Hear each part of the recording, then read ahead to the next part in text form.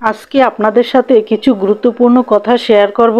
কথাগুলি যদি মনোযোগ সহকারে থাকেন, আমার ভিডিওটি যদি ধৈর্য সহকারে দেখে আমার সাথে থাকেন, তাহলে আমাদের সবারই অনেক কাজে আসবে, অনেক উপকারে আসবে এবং আমাদের মধ্যে কিছু কিছু ভুল ধারণা আছে, এগুলো ভেঙে যাবে। বন্ধুরা, মানুষের আমাদের সমাজে কিছু লোক আছে যাদের কুঅভ্যাস মনকে খুব ভালো রাখে এবং মনকে একটু শান্তি রাখার জন্য কিছু কিছু খারাপ অভ্যাস আছে, একজনের কথা একজনে লাগিয়ে দিয়ে সমাজে বিনষ্ট তৈরি করে এবং সমাজে কুলুষিত অবস্থা বানিয়ে ফেলে।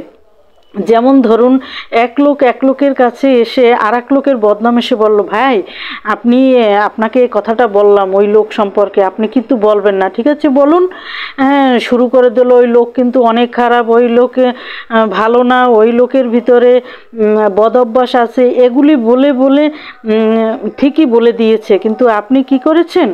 উনি বলার সাথে সাথে ওই ফ্যামিলিতে যে বলে দিয়েছেন, ভাবি, আফা, বুয়া, আপনাকে ওই বাসার ভাবি আপনাকে আপনার নামে খারাপ খারাপ কথা বলেছে, আপনার নামে গীবত করেছে, আপনার নামে খারাপ সমালোচনা করেছে, তাই নাকি? কিন্তু যে বদনাম করে গিয়েছে তার সাথে কিন্তু 20 বছরের ভালো সম্পর্ক, তাদের সাথে ওঠা বসা চলা মেলা সব কিছু কিন্তু ভালো। কিন্তু তারপরে এই নিমিষের ভিতরই ওই যে আরেক মহিলা এসে এই নিমিষের মধ্যেই 20 বছরের সম্পর্ক সব নষ্ট করে দিল।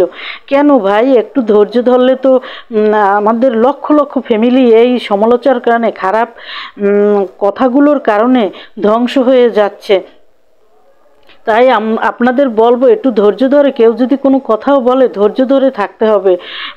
আগে কথা বলার আগে ভেবে চিন্তে দেখতে হবে দুই ফ্যামিলির মধ্যে যেন সম্পর্ক নষ্ট না হয়,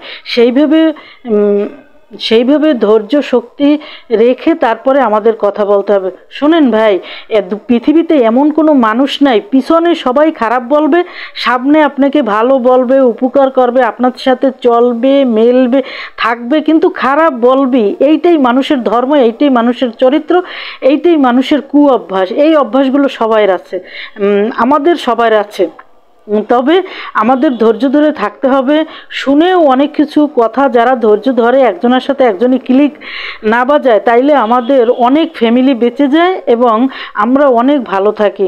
তাই আপনাদের মধ্যে এই কুঅভ্যাসগুলো, মানে মানুষকে খারাপ বলবি কিন্তু একজনের কথা একজনের কাছে কখনোই লাগিয়ে সম্পর্ক নষ্ট করবেন না, আপনাদের কাছে বিশেষ অনুরোধ। তাইলে আমাদের অনেক ফ্যামিলি আমরা ভালো থাকবো। বুঝতে পেরেছেন তাহলে? Thank you.